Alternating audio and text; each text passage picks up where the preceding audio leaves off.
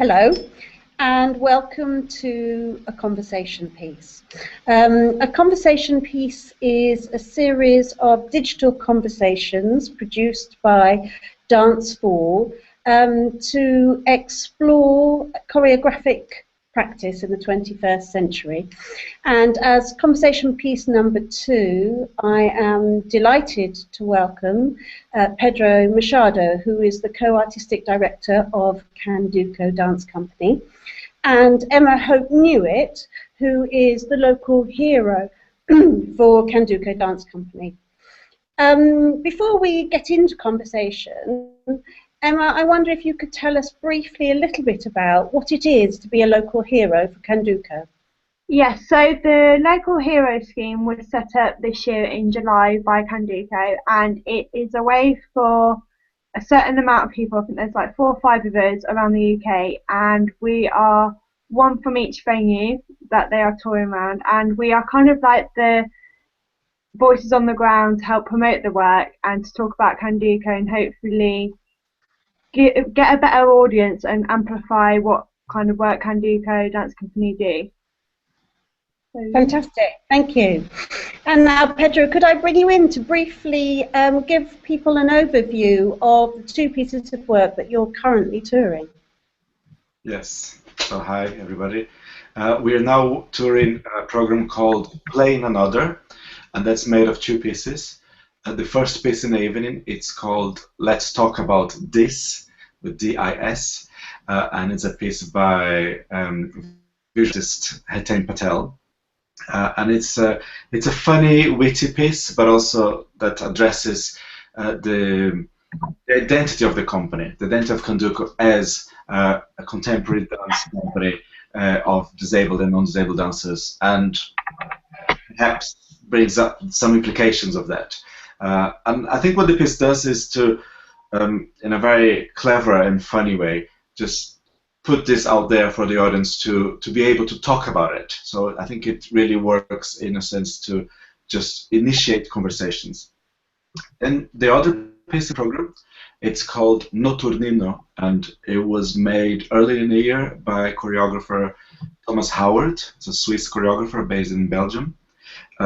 And it's a beautiful piece, lots of movement, beautiful costumes. It's set to, the music that is used is taken from a documentary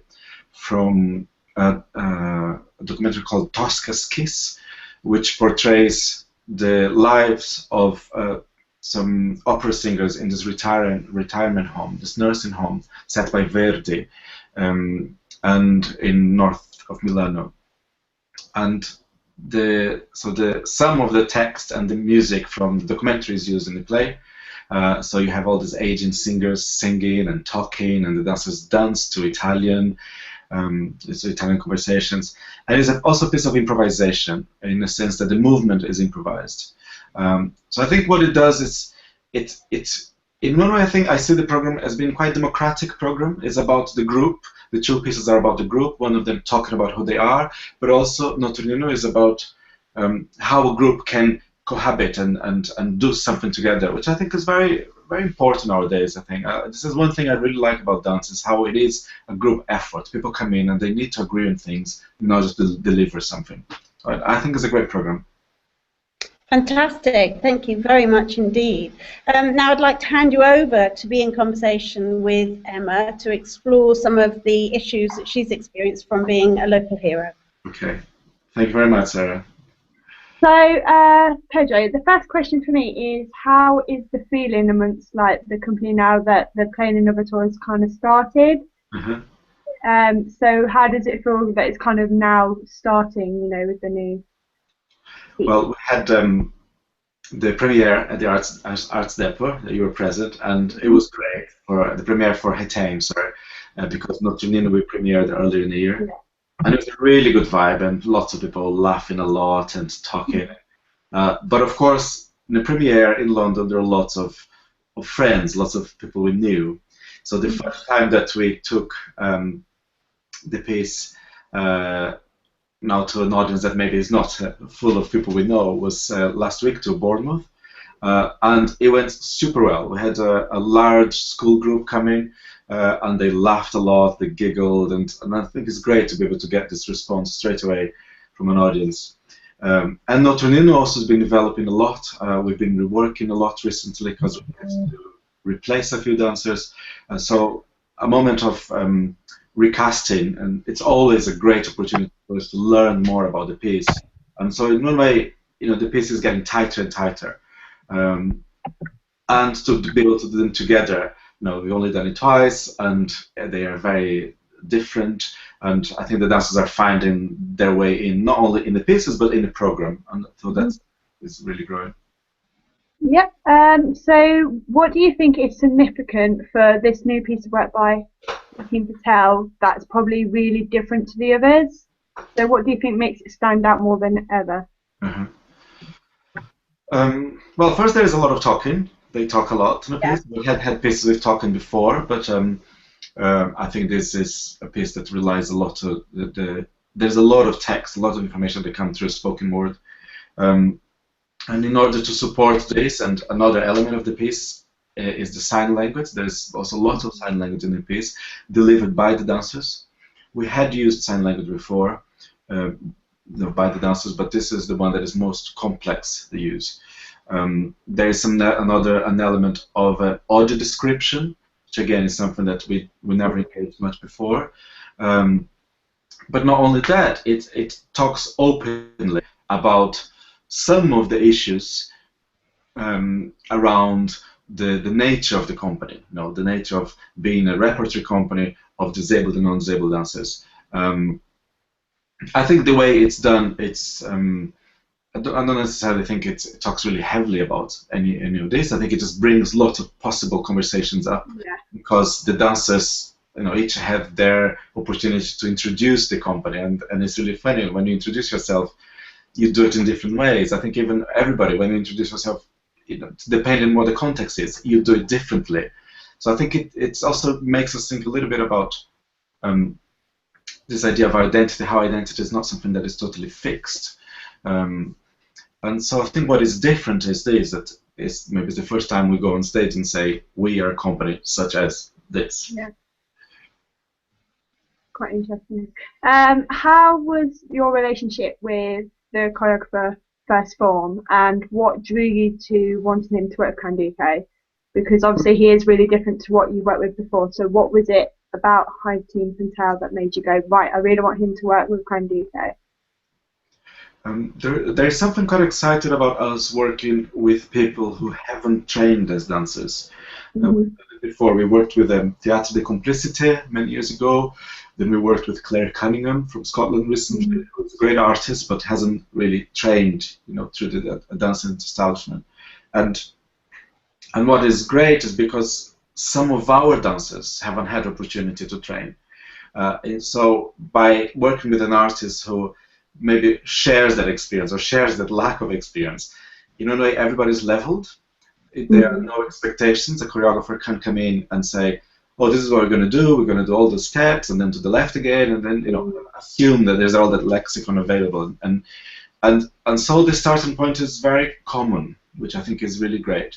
Having said that, it's also great for us to do other works like reconstruct Trisha Brown, which is something that it is clearly from a dance background, and it has a place in the contemporary dance world, because also other dancers have trained, and also I believe that they should have access to this.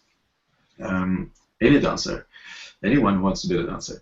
But there are more things about Hatane, of course. There's his specific humor, the way that he, I think, brings himself forward to question issues around identity and how identity is formed, without being a cathartic thing, without being a confrontational thing. He's actually just exposing how we operate, I think, and just showing how ludicrous or how pathetic it can be. So that attracted me to him. Stine and I were attracted to him. His humor, his intelligence, the way that he when he composes his work, he has really desire to communicate something to an audience. I think he's very careful with his audience in that sense, At the same time, that is very sophisticated. You know, he's not patronizing anybody. Yeah. So that was really, really good. Cool. Looking at the creative process then, so the start of the creative process, was there a particular theme or structure that you wanted to be created for the company for this piece, or did you purely go on what Heinting Patel really wanted to work with? We try, when we commission, we try as much as possible to give the choreographers free rein. We really think that if we invite someone, you know, it's because they should do what they want to do. But of course, there's always a conversation, because we also want to explain to them where we're going to be going to and what kind of audiences maybe come to see us, a little bit of the history of the company. And with Hetain, straight away we start talking about access.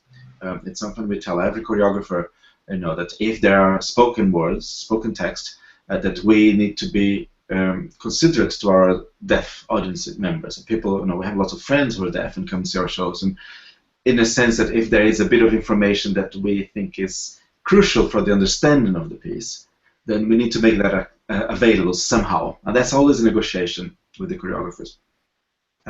And Hetain picked up on that really quickly, and that's why he wanted to use the sign language, and he felt that this was an element, access was an element that was particular to this company, and that had to be in it, and also from the conversations with the dancers had to be in it.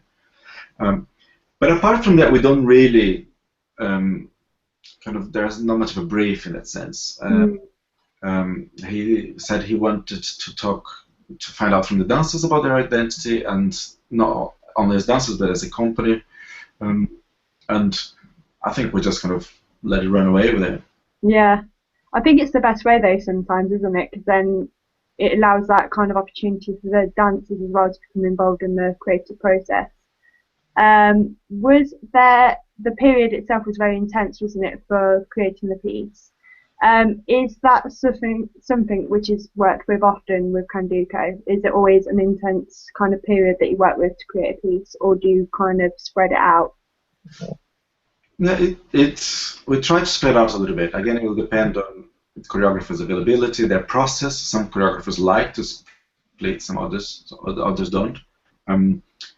I think it was intense. I don't think it was one of the most intense we had. It was actually, I think we managed to give a little bit of a buffer around this time. The hard thing is because it's quite hard to just stop everything to do one thing only, you know. Even the fact that we were premiering with a piece from February meant that we need to find time to rehearse that piece. And we had 3 new dancers, so we need to kind of do a little bit of an induction as it went along. But yeah, I've seen more intense processes. I think this was quite cool, actually, quite relaxed. There are not any injuries. You know, sometimes if you're third week in, if you have a dancer who's injured, that makes everything really tense. But we try. I think the answer is it's always intense, and we try to make it in a way that, you know, it's a little bit. Has a little bit of room to breathe, I think, and sometimes we split the process up. Yeah. What do you think is intense when you make work, or do you make work?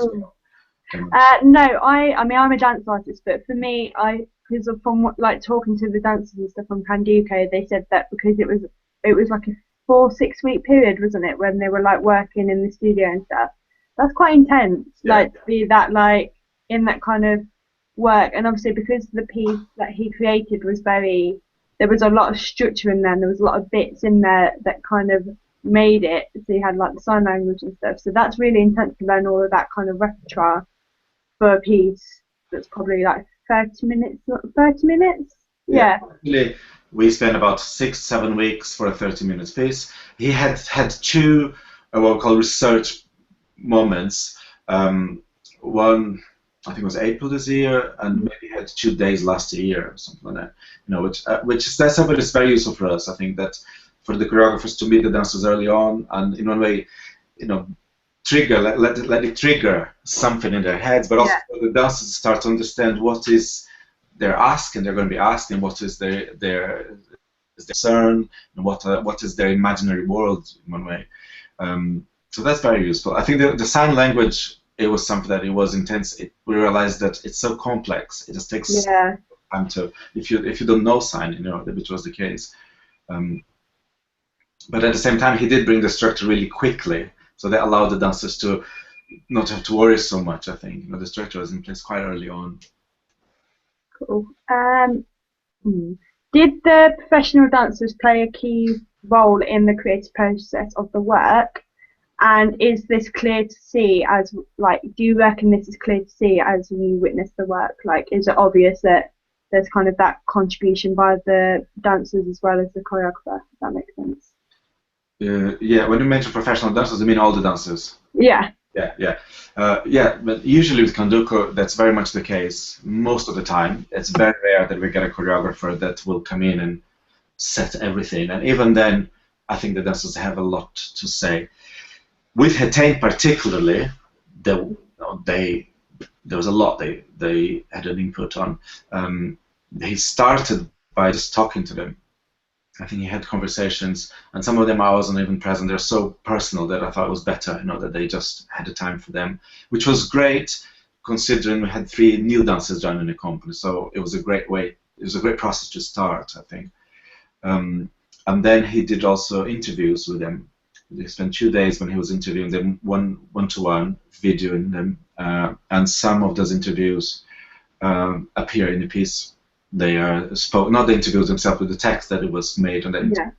And Hetain is quite interested in this, in I think the orality, the pace of very natural way of talking. So there's a moment when Tanya and Andrew, they start telling a story and they alternate. And they both start delivering the story, and the story has all this kind of mannerisms and little interjections that you would say, as I'm telling to you now, you would say if you're talking to someone off the cuff, but probably if you rehearsed, you wouldn't.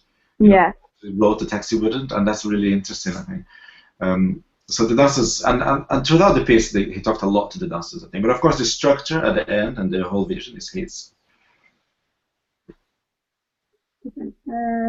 What was the reason to sit the new piece of work by Heintin Patel next to Thomas Tutt's work? Like, do you feel like there was a reason you put them together in the double bill, or was it just because of timings with when the pieces were created?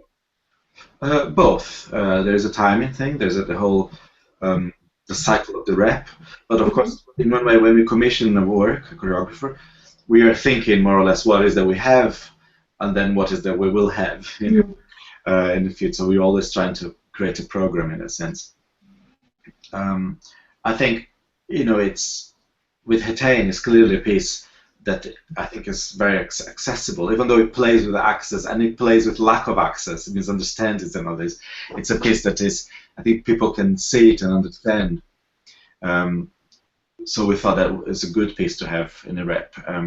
Usually, I find that a lot of feedback we get from audiences is that people quite like to kind of meet the dancers somehow, to understand who the dancers are, and to see them as people as well.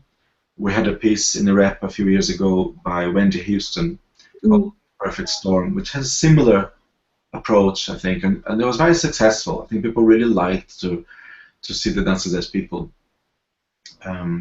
And of course, with Newitt, Hetain will work about identity, and it was interesting for us to have a piece that somehow talked about disability, something that we don't usually do. But then to complement that, I think we did complement with a piece that has a lot of movement for many reasons. I think people, it's just a different experience, but also our repertory, to a certain extent, becomes part of the training of the dancers, because we tour for such a long time. And we're always rehearsing and performing. The dancers, they assimilate a lot of qualities of the movement material of the repertory. So it's very important for us to have a piece that has lots of movement in it. So in that sense, that was one of the thinking. But that's quite easy, simplistic. But not only that, I think we are always thinking of choreographers who also show a different way of contemporary dance, and I think that's really appropriate in the conversation with Dance 4, because I think that Dance 4 does that very well. I think of just showing that dance is one of the newest art mediums, well, art forms that there are, one of the most recent, more younger ones, and it's changing so rapidly. And I think, you know, especially contemporary dance, it reflects our society in the time we live in, and this is changing a lot. How our society has a voice and how society empowers people from bottom ups in one way, and I think dance is great for that because it has this element that it's communal. You know, it happens on stage with lots of people. You need to watch, ideally, sharing in a theater with lots of people. You know, it's a great experience, and especially with all these digital things and people have information, you know, and entertainment on their phone and on their tablets and all this. I think more and more is very important, very relevant, and I think the more that we can show that dance, there's so many kinds of dance, there's so many different ways of dance, and that this only allows dance to find even better ways of saying what it has to say, or even more creative ways, and showing us different ways that we haven't even started thinking about it yet, the better. And I think that's what Candoco tries to do a little bit. So we have a rep, which I think is a very, for a mixed repertory company in the UK, I would think that it's quite risky, it's quite diverse, it's very creative. It's been picked up by many critics. You know, they say with Candoco you never know what you're going to get. You know, and even if sometimes people might not like a piece or another, that is a positive thing. So, you know, even to, you know, for a company of the size of Candoco to invite a visual artist to make it, that's exciting. Yeah. My last question really is about, is there like a particular message or poignant moment that you'd like the audience to take away from the sharing? Because obviously Candoco's had such a long journey. Do you feel like there's something that you really want them to take away from it about Candoco Dance Company and where it is kind of now? In terms, not the pieces, but the program, you know, right? Yeah, kind of as overall, like, is there something that you really want them to take away from watching the showing? Because obviously, for you, I guess, like a lot of the audience is always people who are interested in this kind of work. So is there something that you really want them to get away from it if it's someone who hasn't maybe seen Candoco's work before? Mm-hmm. So is there something that's really poignant for you? I think both pieces deal a little bit with the issue of vulnerability. So maybe there is something, but I wouldn't say this is something we want to live with or not. I don't think this is really good to send a message in that sense. I think because what it creates is an experience, often quite perplexing experience, and that's a really good thing. And so in a way, I think what I would like is this: that people come, that they enjoy themselves, that they have, you know, a good time, but at the same time they live with thoughts and they have conversations, maybe like as we are having. I think in terms of where the company is at, that they continue to see the company as an innovator, as a pioneer in many ways, that the company doesn't rest on its successes, that we don't just do things which are easy, that we think we can do, that we are learning always, we're always trying new things, that they see all the dancers as being creative artists on stage, and maybe ideally, yes, that they might have a conversation also with other pieces in the rep. I think that's also a positive thing, and also with other dance companies. Well, on that note, I'd like to thank you very much, both Emma and Pedro, for a fascinating conversation. We're so excited that Candoco's work is coming to Nottingham in November, and really looking forward to seeing it. And thank you so much for taking time today to give us an insight into the process that you've been through. I'm sure it'll be a great interest to audiences and non-audiences alike. So thank you very much for your time. Thank you. Thank you. Goodbye. Bye. Bye.